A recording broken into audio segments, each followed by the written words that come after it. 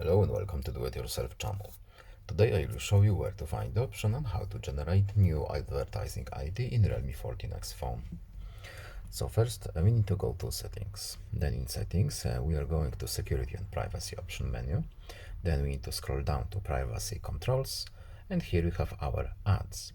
So first of all we need to delete advertising ID, and now we have the option to get a new one. Confirm, and that's it. And in the same way we can do a reset, confirm, delete, confirm, and now we have the option to create a new one, as you can see and as you've seen previously. So get a new one, yes, pop up, confirm, and now we have the new option. And that's all. I hope this video was helpful to you. Please leave a like and subscribe. Have a nice day and see you in the next video. Goodbye.